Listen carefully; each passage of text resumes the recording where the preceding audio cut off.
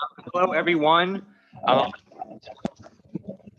get started with our warm up for today. Um, I have this simulation of like velocity and acceleration that we're going to look at a little bit and play around with it a little bit, and just to see, just to visualize what acceleration and velocity look like. So in the slide here, I have a link to a simulation. Well, a simulation? No, motion example. Um, I also just posted in the chat. So go through the link and just click around a little bit and just see if you can observe, make some observations, and see if you can come up with some ideas on how acceleration might relate to velocity and how they might be different from each other. So go to the link posted in the slide here and then scroll through the different visuals of the circle moving and see if you can come up with some ideas on how acceleration relates to velocity and how they might be different from each other. Each one of these little circles gives you a different kind of example. Some of them have no velocity, some of them have some velocity, some of them have no acceleration, some of them do have acceleration, and you get a chance to sort of see how they might interact with each other and see what they might look like in the real world. So just go through the link right now and then just click through some of the different examples here, and then I want you to note down some observations of them. In a few minutes, what I will do is I'll put you in your groups and you'll get a chance to try to talk about your ideas here and see if you can come up with some ideas as to how acceleration might relate to velocity and how they might be different from each other.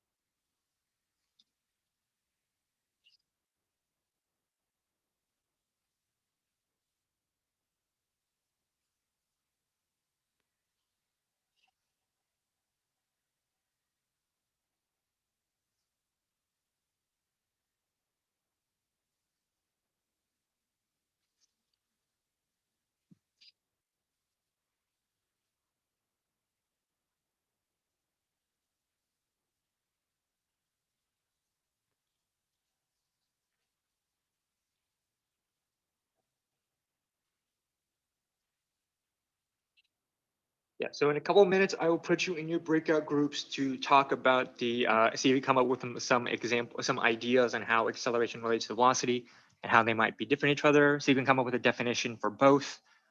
For those of you just joining us, I want you to go to the link posted in the slide, and I'm just putting it right now, and try and go through the simulation here and click through the different examples, and then we will look at, see if we can come up with some ideas as to how acceleration relates to velocity and how they might be different from each other.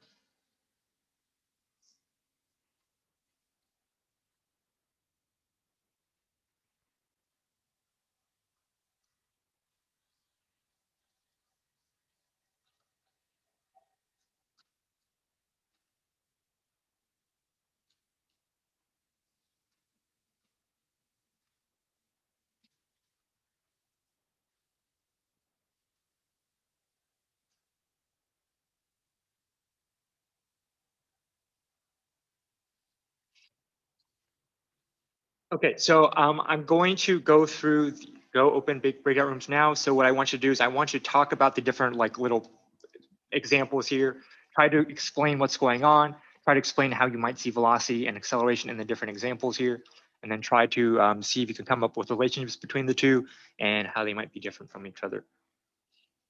For those of you just joining us, go to the link posted in the chat and on the slide, and then go through the different examples, and then be prepared to discuss it in your group.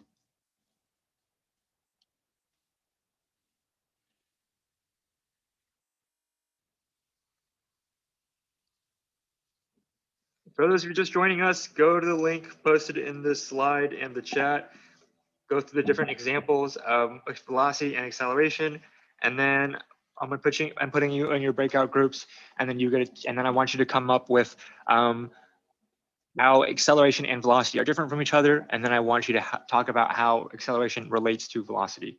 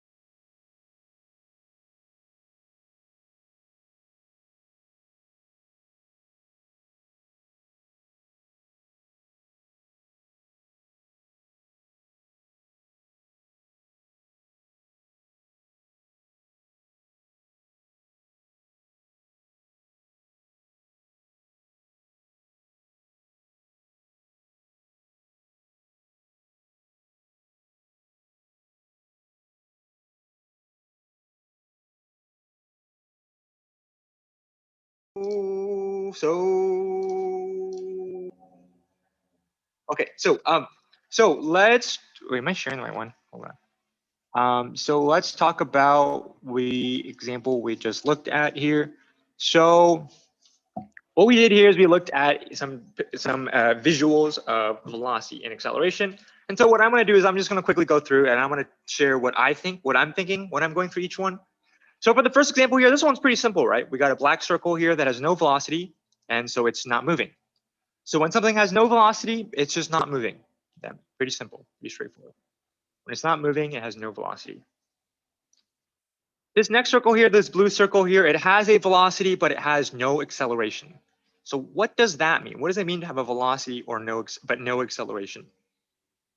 Well, if you look at the circle carefully, it looks like it's not really, it looks like it's just going at the same speed the whole time. It looks like it's just going right, and it looks like it's going at the same speed the whole time. It's not speeding up, it's not slowing down, and it's also not changing its direction, right? It's always going to the right. Constant speed, exactly, right? It's going to the right. So the speed is constant. So what I want to say is that our velocity, in this case, this circle has a velocity of some speed in a direction, which is going right. So our velocity is our speed in a direction. And in this case, this circle here has a constant velocity because the speed is not changing and the direction is not changing, right? It's going to the right. The next circle here, the orange circle here has both a velocity and an acceleration. So what does this mean? So if you look at the orange circle here, it looks like it's speeding up towards the end and it starts off slow.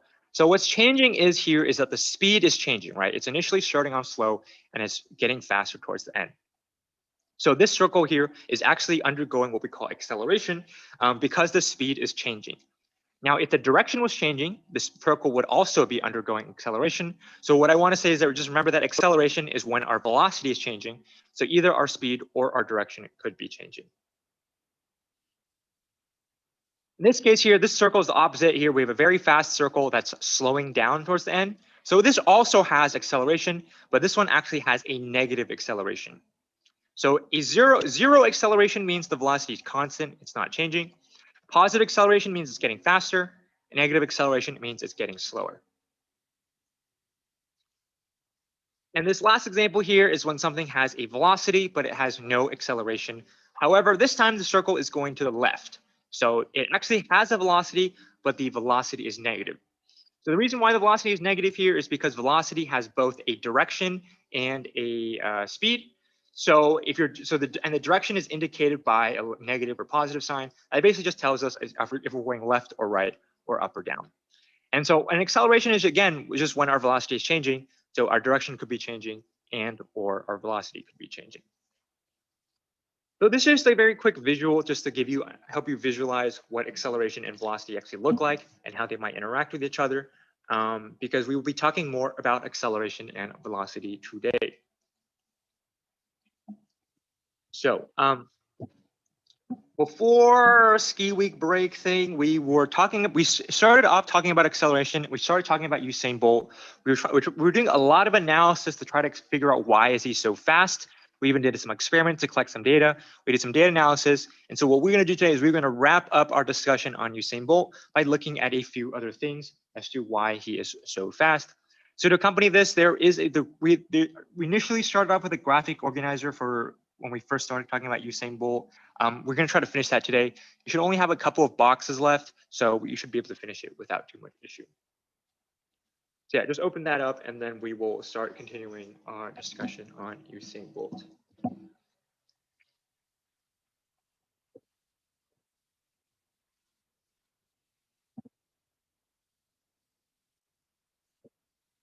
Okay, so what I have here on my screen here is what I did is I pulled up the 30 best all-time best 100-meter times.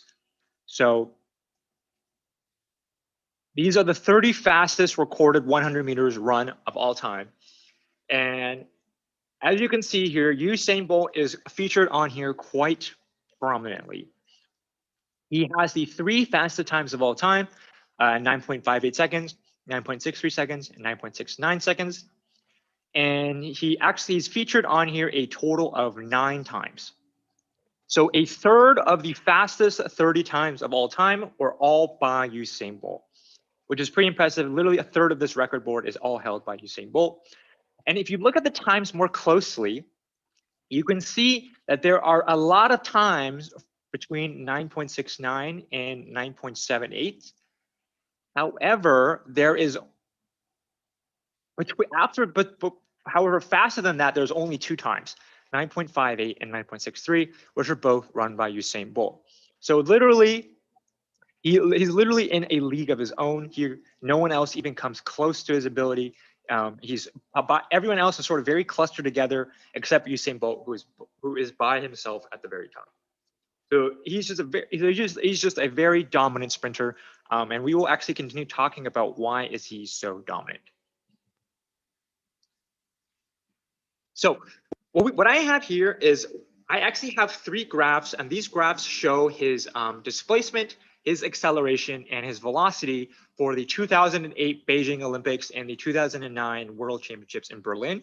And so what we have here is we have his displacement. So he was running the 100 for these 3 graphs here, and these graphs are plotted as a function of his time in the race. So it was like he runs these races in under 10 seconds. So the range of this is between 0 and 10 seconds.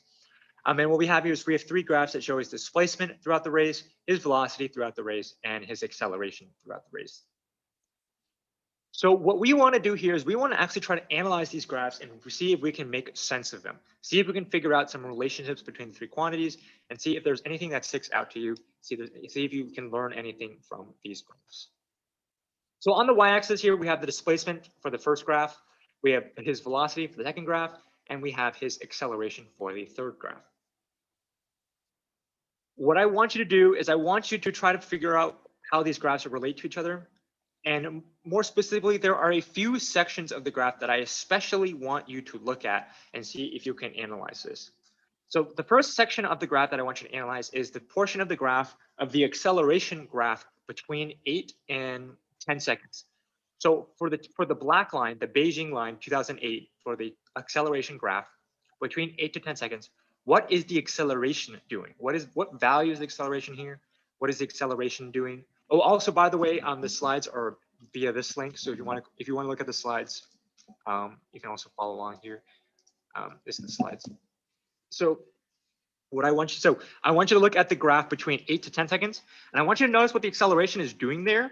And I also want you to compare that to what his velocity is doing between 8 to 10 seconds. So what is his acceleration doing for the last 2 seconds? And I want you to compare that to what his velocity, what is acceleration doing in the last 2 seconds? And I want you to compare that to what his velocity is doing in the last 2 seconds. I also want you to do the same thing, but for the first 2 seconds as well. So between 0 and 2 seconds, what is his acceleration doing? And what is his velocity doing as well? So see if you can notice a relationship between the two. And then the last area of interest that I'm especially interested in is between 3 to 8 seconds. So what is the acceleration doing roughly between 3 to 8 seconds? And I want you to compare that to what the velocity graph is doing between 3 to 8 seconds. So we're going to spend the next few minutes trying to work through this and see if we can try to figure out some relationships between these things and see if we can figure out, see if we can come up with explanations for what's happening during these particular sections of the graph. So into your breakout rooms you go.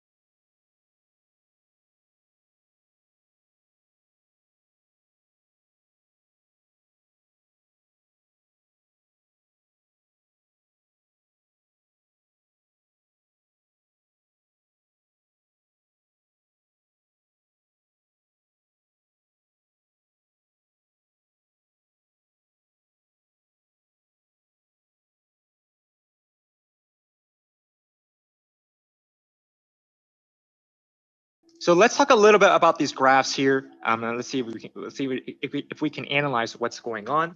So for this portion of the graph, it looks like his acceleration is negative here.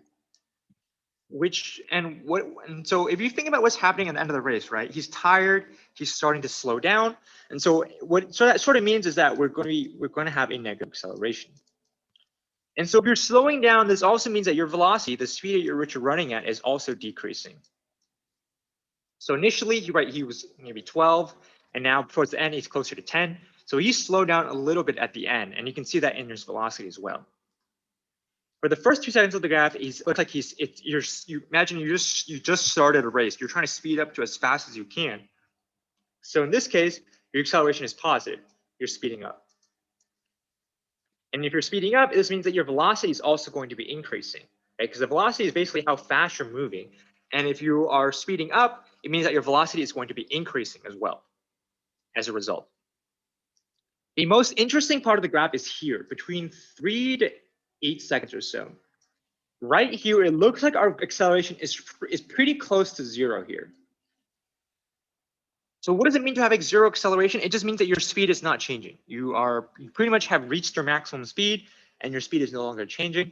And so if we look at our velocity graph here, it looks like our velocity graph is actually pretty constant here, which means that our velocity is not really changing during this section. It's pretty constant. And that's because we have zero acceleration here. Usain Bolt during this part, he's hit his maximum speed. So he's running as fast as he can, but he hasn't quite gotten tired yet. So he's not slowing down yet. So that's for our velocity and acceleration graph. I want to look at one more area right here, and that's the area right here. In this portion of the graph, this actually looks like it's curved, whereas this part of the graph looks like it's linear.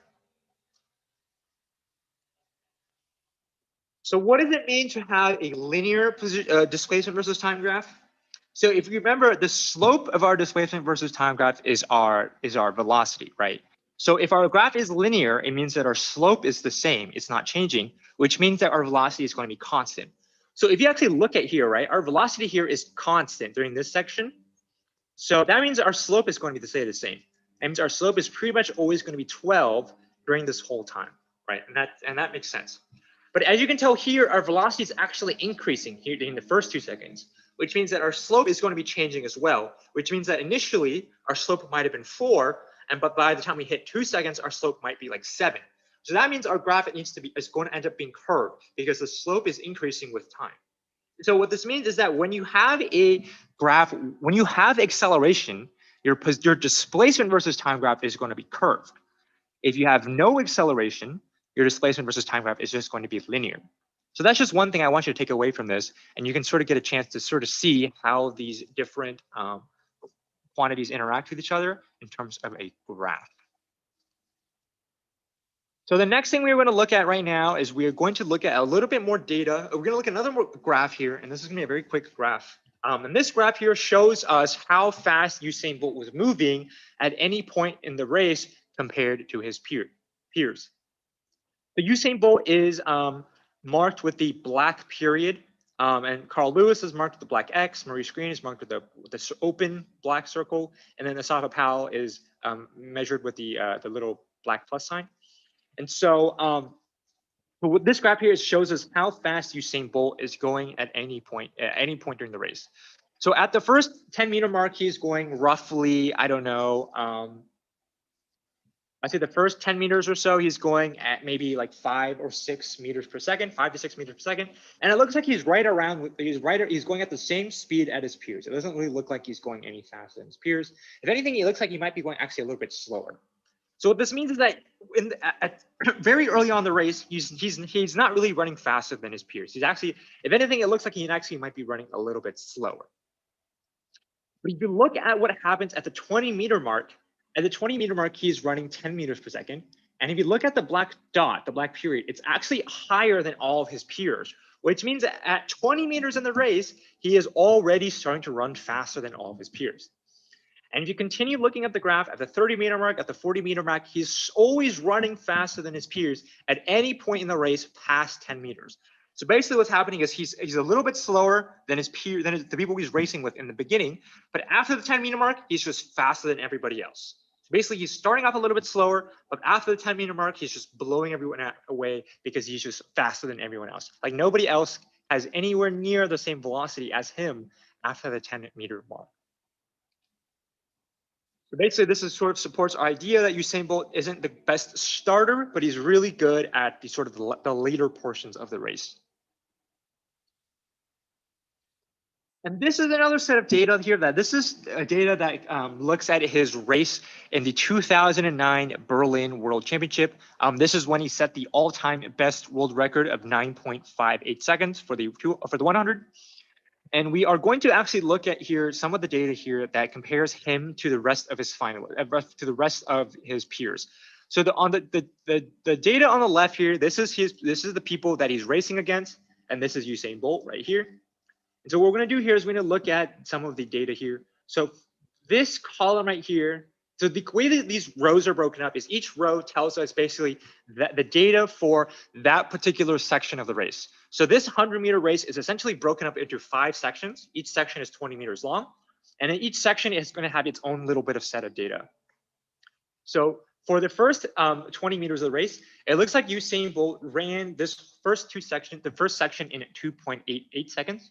He runs the next one in 1.75, which means that he ran the next section faster than he ran the first section.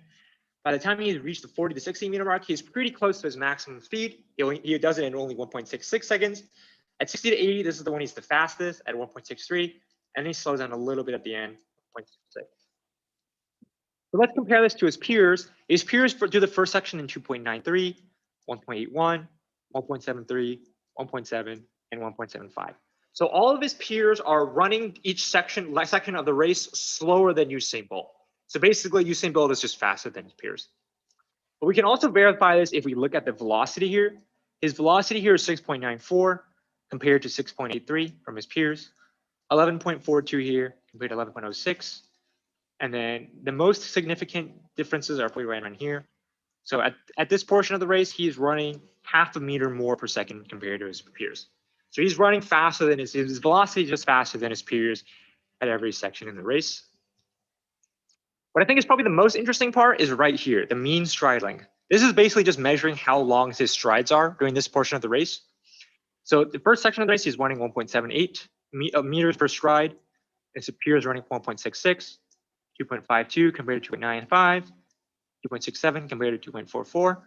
But right around here, each stride he takes covers 2.77 meters. His peers are only covering 2.48 meters, which means that each stride he takes, he's covering a foot more of distance, a whole foot more of distance per stride for each section of the race. And he does this for the last 40 meters. So basically his stride lengths are so much longer than his opponents that he's covering a foot more per stride than his opponents. So it really just makes him seem like he's able to break away from his opponents because he's just covering so much more ground per stride. So that's just another quick data set with Usain Bolt here. What we will do next is now we will do a little bit of predictions. So part of science is being able to analyze data, being able to make explanations, being able to make hypotheses. Another part of science is being able to make predictions. So what we want to do here is we want to predict how we think Usain Bolt would do in the 200-meter dash. So all of the data we've looked at so far is for the 100-meter dash. We've not looked at a single thing. None of the videos we've watched have covered him in the 200. So now what I want you to do is I want you to try to work with your group and try to come up with predictions on how you think Usain Bolt would do in the 200-meter dash. What do I mean by how do you think you do? What I mean is, do you think he's better at the 200 compared to the 100? Or do you think he's better at the 100 compared to the 200? So which event do you feel like he is better at? To give you some guiding things to think about, what I want you to do is I want you to think about how do you think his height and stride length would affect his ability to run the 200?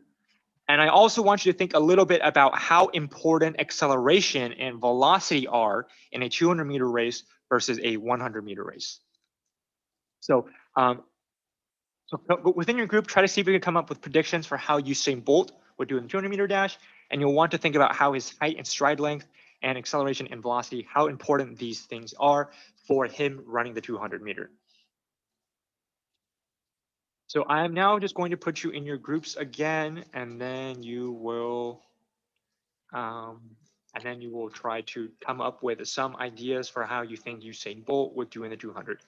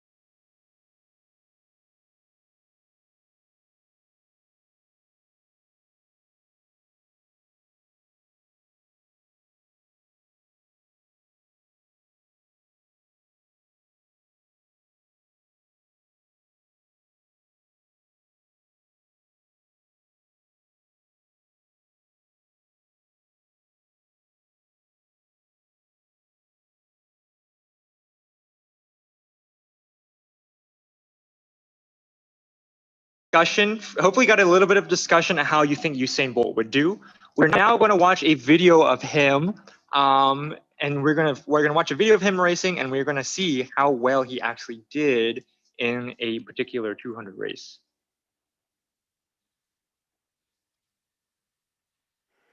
How much motivation does he have to go after this record? The championship record is 19.79 by Michael Johnson from Gothenburg back in '95. That is almost certainly gone. That has about another 5 minutes left of life. But I have to think we're going to see a great time, maybe second or third best all time at 200 meters. But 19.3 is such a great performance. Ramil Gudiev is in lane 1. And he has been a real surprise, 19 years old, but 20.04 seconds. David Alerte of France in lane 2. And he's done the best of all the French members of this 200-meter team. He's the only one to make the final, despite being only third at the French National Championships. In lane 3, Steve Mullings of Jamaica. Very dangerous for a medal. He's knocking on the door 10.01 and 20.01 this year. You see him being relaxed. He can see everyone. That makes him dangerous and a real threat to mount the podium for Jamaica. In lane 4, Wallace Spearman, the two-time world championship medalist, a bronze and a silver. And he told us yesterday, anything he gets this year, he considers a blessing because he's coming off of surgery, has not had the kind of year that he is used to. But if he can run this turn and put himself close to the leaders, he certainly has a chance at mounting the podium as well. Bolt's in lane 5, seems like a long time ago, and he was second to Tyson Gay at the World Championships in '07. And the flashbulbs explode behind him. He knows it's prime time. This is when he shows up. Here's how you're going to know if he's on pace. If he comes off of this turn and he's 5 or more meters ahead, I think he's going to go for it. But as I said, long shot tonight to get that record. And he said, come get me, and he's the reason there are 70,000 or so in the stands tonight. Here in lane 6 is Alonso Edward of Panama. Probably the best lane draw that this guy could have gotten. He is also a threat to be on that podium. Charles Clark of the U.S. is in lane 7, the NCAA champion from Florida State. And when he made this team, a lot of people thought that he would not be a guaranteed finalist, but he has come here and made the final. Good lane draw for him on the outside as well. And in the extreme outside lane, lane 8 is Sean Crawford, the 2004 Olympic gold medalist at 200. And whether or not he knows it, he's the designated rabbit tonight. But the rabbit can hang on. This young man has great strength in the final 100, and he's a great turn runner. That makes him a real threat to get on the podium as well.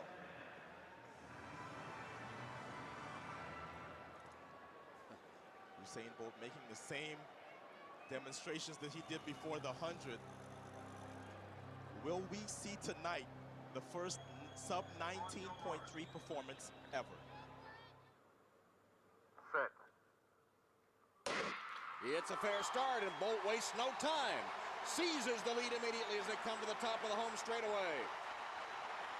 Here they come to the line, to the home straightaway, and Usain Bolt has the lead. Mullings is there second. Sean Crawford on the outside. But it's again no contest. No contest. Lightning strikes twice as he crosses the finish line. Oh my gosh. And he's done it. 19.20, another world record for Usain Bolt.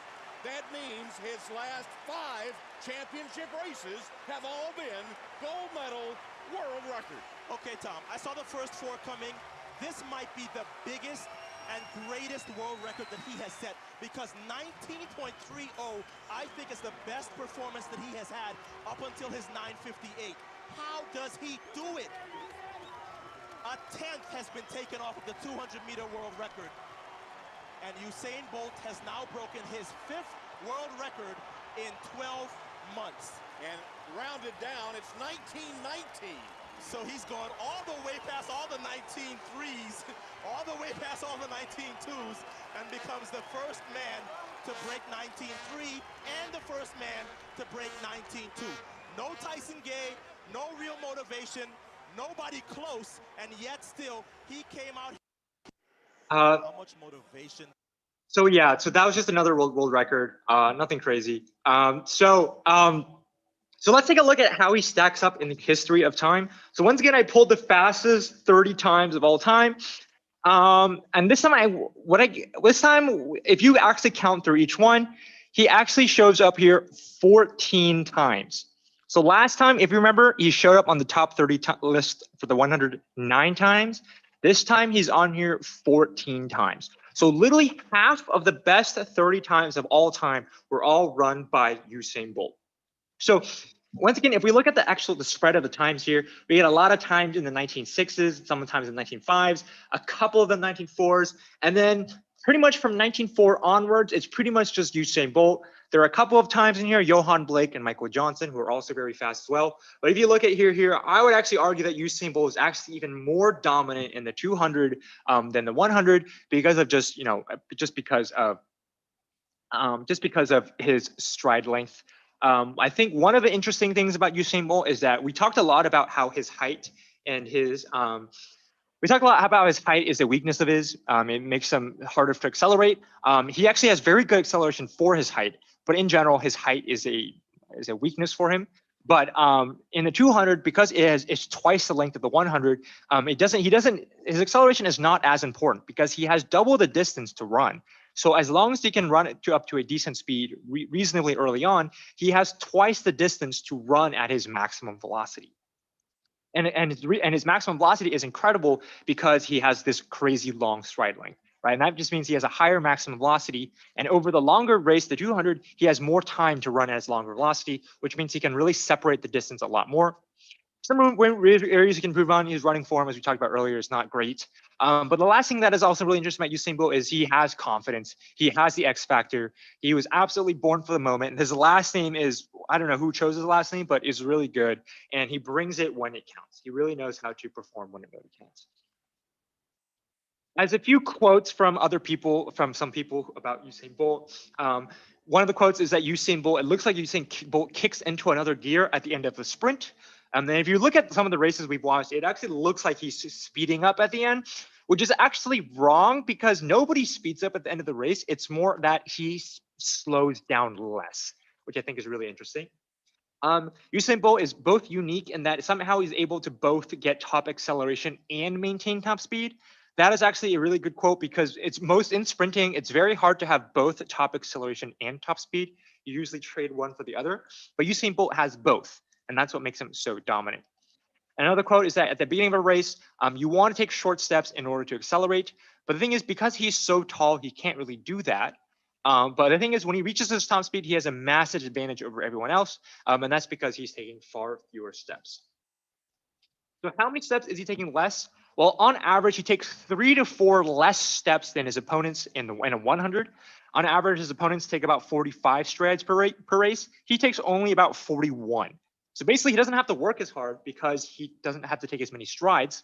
What this means is that he maintains his velocity more efficiently than others, which means that he just decelerates less towards the finish line. Another thing that's kind of interesting about Usain Bolt is one of his legs is longer than the other because he has scoliosis, which allows him to generate more force in that leg, which is kind of interesting as well. But that's a fun little factoid.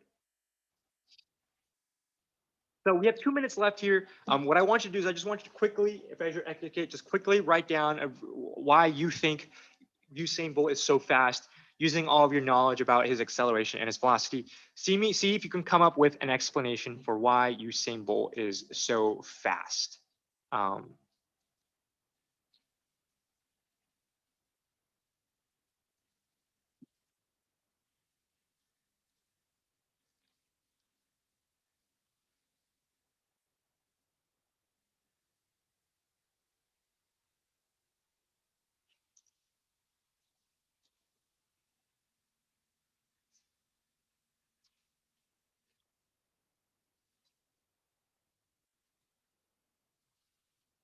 It is really confusing, but it's because he is able to maintain his top speed. It is kind of, the thing is, Usain Bolt, a lot of the things about it, it's very contradictory. He should not be able to have good acceleration, but somehow he does. But one thing that is without a doubt true is the fact that he has incredible top speed. And that is one of the main reasons why he is so fast, is the fact that he has top speed and he can't maintain it. But I also want to hear what other people have to say. But if any other people have any other ideas about why Usain Bolt might be so fast, there are a lot of different factors here. If you have any other additional facts, I would love to hear it as well. He's tall, so he has a large stride length. That's another factor. He is tall, which means he's a longer stride length, which is definitely a huge factor. His height is part of one of the things about his genetics. His genetics has given him a lot of good things like long stride length, tall height. And another thing is that because he's so tall and he's such long strides, he covers about 1 foot more than others during races, which is 100% true. He is a god tier. If you were to give a tier list of sprinters, he would be in the S tier. Usain Bolt is able to accelerate super fast out of the box and maintain his top speed throughout the race. His long strides allow him to go farther while using less energy, and is able to maintain his speed. Also, great analysis. When you're done with your exercise kit, you are free to go, and I will see you all next Tuesday. I think he is so fast because of his stride length and the power that comes from his legs. I think that because of this, he has a very fast velocity, which makes sense as to why he dominates in the longer sprints, 200. Yes. Ironically, it's also why he dominates in the 100. If you finish your exercise kit, you're free to go, and I will see you all next Tuesday. Just quickly jot down a reason for why you think. Thank you. Thank you. Have a nice weekend. Thank His stride length and ability to maintain his top speed, his genes definitely make an impact.